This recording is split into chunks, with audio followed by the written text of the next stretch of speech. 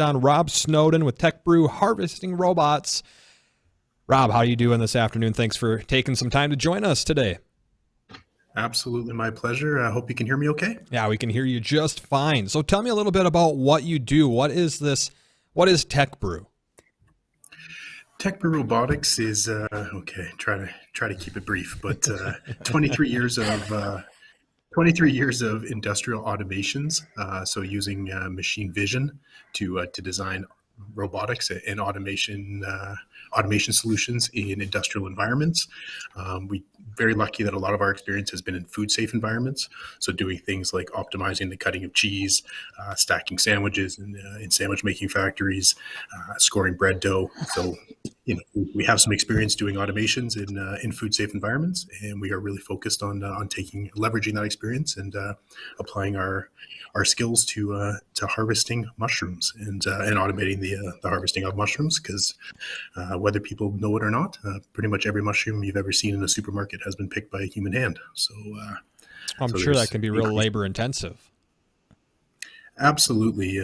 Mushrooms are a little bit unique in that they are grown indoors and have 28-day growing cycles. So it's not necessarily something we're familiar with that requires sun and water and the outside elements to reach kind of harvest potential in the fall.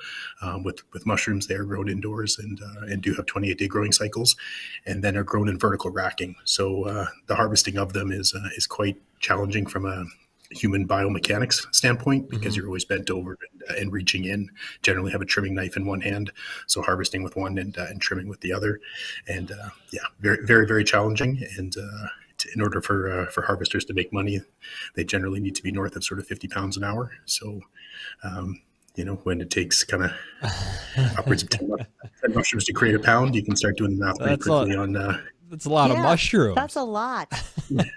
That's what I was just thinking. I'm like, that's a lot of mushrooms to have to focus on. And okay, Rob, I know we're going to have tons of questions here to go along with this, but when you say that they're using robotics, is this like an eye that sees it? Is it some sort of AI that's training itself? How exactly does the robot know where to go after the mushroom? Yeah, very good question. And so we are using commercial cameras. So it is machine vision. So essentially what we do is we send our harvesting arm has the cameras built in. So we scan what's below us, or the robot scans what's below it to identify mushrooms that fit the size diameter that we want to harvest. And once they've kind of scanned what's beneath, then they go in using a very proprietary, a huge part of our secret sauce is our end effector, which is a combination of suction and unique twisting motions to then remove. Once the robot, first, the two-step process, robot scans the bed, finds the size of mushrooms it wants to pick, and then goes and using our proprietary end effector, removes the mushrooms from the bed. And Rob, how many companies like yours are there out there? This seems like something rather new and rather unique, and is there a lot of competition? Well, it seems to only be crazy Canadians trying to tackle this problem. Our biggest. Oh, go ahead. Sorry. I was just going to say, so I will pump the tires of our biggest competitor is a fellow Canadian company based out in Ontario. So we're out on the west coast of Canada. We're in British Columbia, but there is a company by the name of Mycionics in Ontario that's taking a much different approach. Their solution is directly over top of the beds, whereas we're affixed to the sides of the beds and then send our arm in to both find, to identify, and then pick the mushrooms. So yes, we do. There is one other competitor, but it is a very, very challenging space. Certainly Mycionics and Tech Brew are not the first organizations to try to tackle this problem, but we're certainly closer than anybody else has been. Right, and we have some of the footage of that. We're trying to get pulled up to show it a few of our viewers. But this is a really cool looking concept, because it's basically just an arm with a vacuum suction cup. It goes down, it grabs the mushroom in these trays. I'm trying to describe what these trays look like, but it's just vertical pallets of mushroom after mushroom growing on it. How long does it take, or did it take, to come up and develop something like this and get it to actually work? Well, yeah, the simple answer is we're coming up on 3.5 years of blood, sweat, and tears trying to solve this problem. But I do think I really appreciate you kind of teeing me up there in a sense that what you're looking at there is what is referred to in the industry, and as you know, the Dutch are leaders.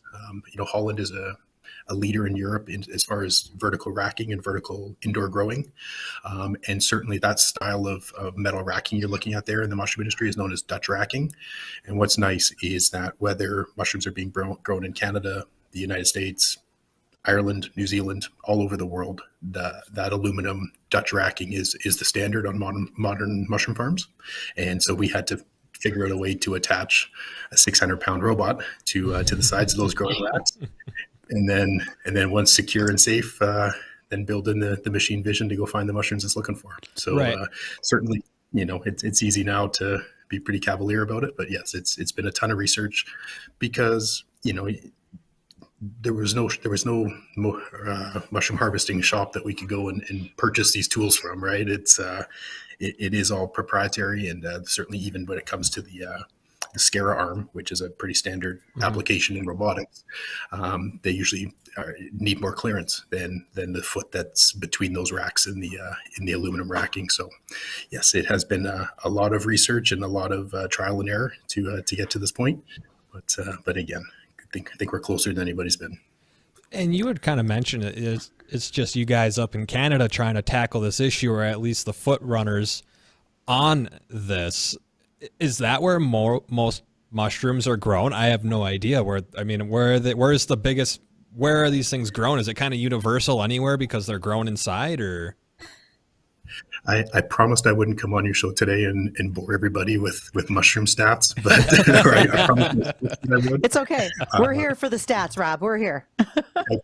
Perfect. So I'll start with North America because we have some pretty interesting. What's unique is that, and maybe I should take a step back, that the mushrooms that we're really focused on are Agaricus bisporus, and that is a fancy Latin name for whites and browns. So button mushrooms that we're used to seeing in the supermarket, and browns start out, very, very small but then they become the portobellas. And another name for them is crimini. So brown gets a few more names, brown, crimini, and become portobellas. But whites generally have much less value once that stem starts to open. So you're familiar with the portobello, that you see the black gills, that stem has opened, it's become much bigger. Whites, you want to keep that. You want to keep the veil attached to the stem. So that's why they're usually a much smaller product. But where I'm going with this is that in our part of the world, in North America, in Canada, we have two major mushroom growing regions. So one is in the Fraser Valley of British Columbia, which is about 4 hours from us. Fraser Valley of British Columbia produces 40% of Canadian mushrooms, and then southwestern Ontario. So sort of between basically Windsor and Toronto, in that sort of southwestern Ontario, they produce 50% of Canadian mushrooms in that region. So there's two regions in Canada that account for 90% of our production. And then very similar down in the States, you have a small pocket of southwestern Pennsylvania where 60% of American mushrooms are grown. So again, you can see that the industry sort of consolidates and does tend to, if you're going to be a profitable producer of Agaricus bisporus, white and brown mushrooms, you're going to grow them at scale. You're going to grow that. You're going to be producing tens of thousands of pounds a day. Quite honestly, that is what most of our customers are doing.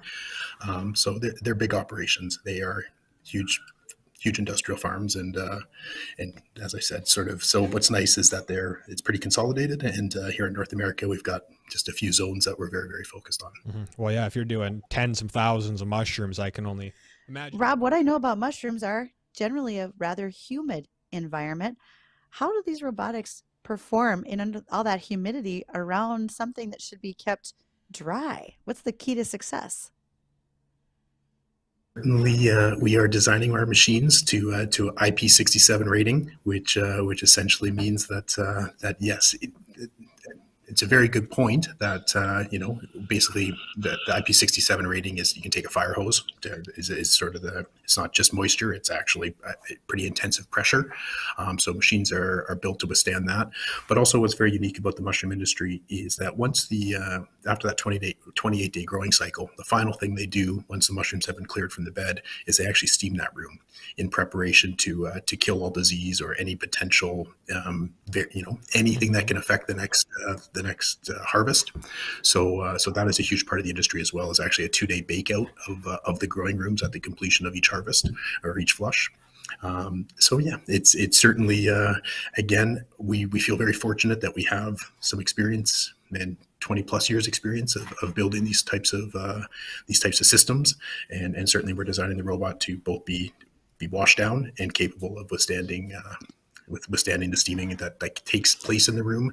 Certainly, it's not going to be common practice to steam the robots because again they're meant to move between rooms, but certainly are waterproof and meant to withstand steaming on occasion. And now your robotic arms as well, when they're in there, they're just harvesting the mushroom. They're not also washing them at the same time. That's a separate process, correct? Yeah, and again, it's not necessarily a relevant fact, but mushrooms are about 94% water in and of themselves, and adding water to them, they really never are exposed to water prior to getting to the supermarket shelf, because adding water to them is going to make them slimy and going to have an effect on their shelf life. So believe it or not, they literally go from the bed to the packaging to the shelf, and that's something that, again, we should probably be washing our mushrooms when we get them, but they are not exposed to water between the growing bed and your kitchen.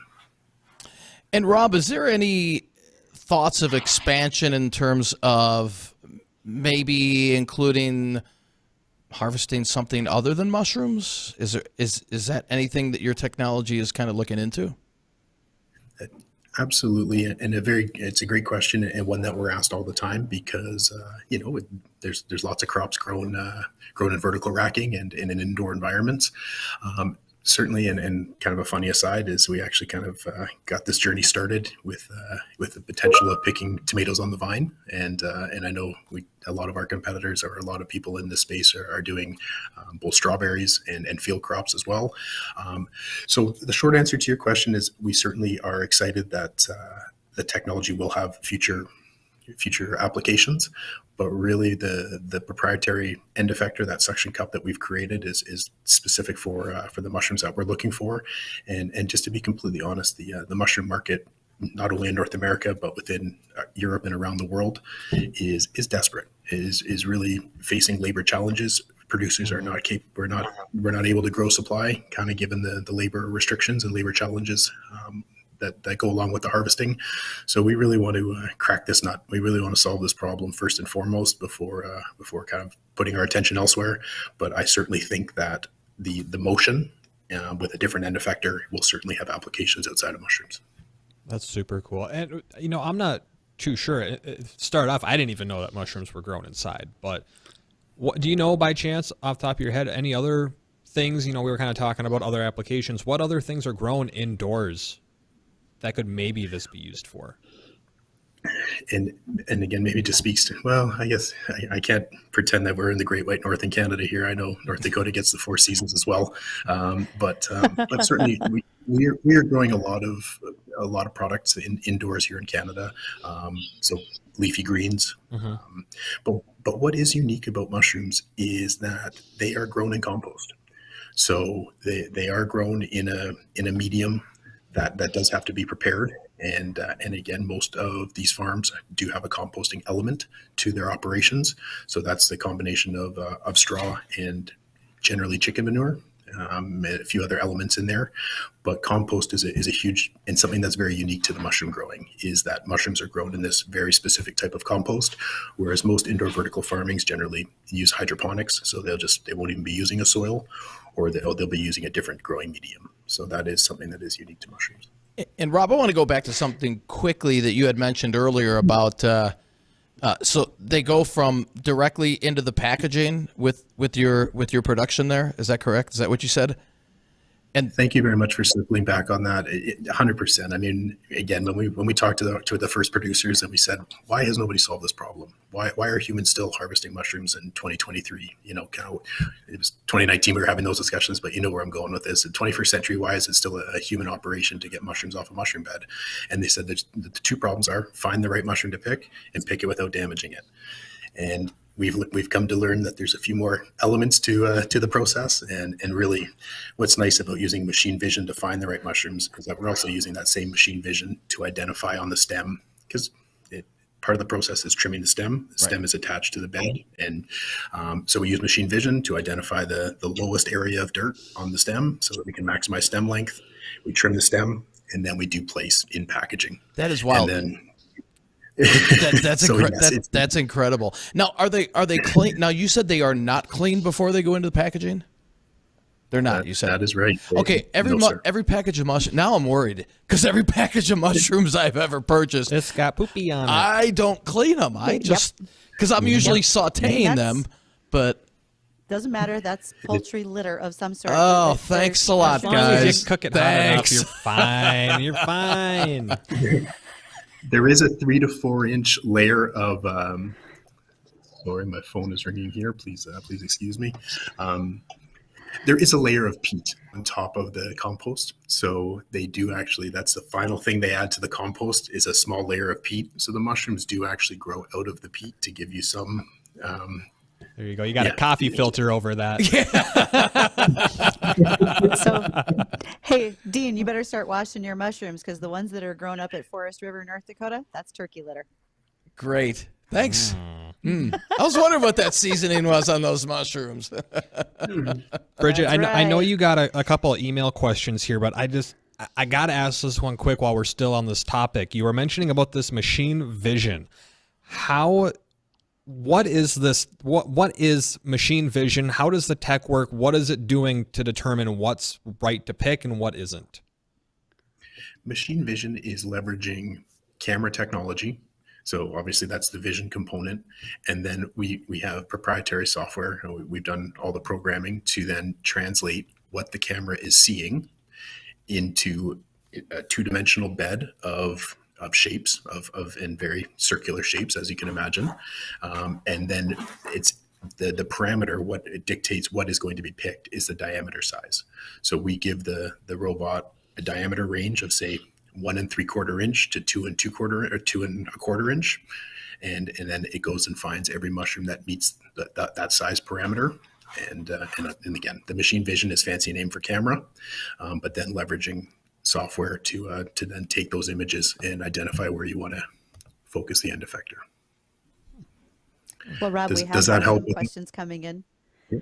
Oh, yes, that helps tremendously. And we've had a couple email questions come in, and one is, how much repair and upkeep has to happen with these robots? And do you feel that for those working on them, does that require a background in agriculture or in some sort of farming? Or do you feel like we're just here to work on this piece of equipment?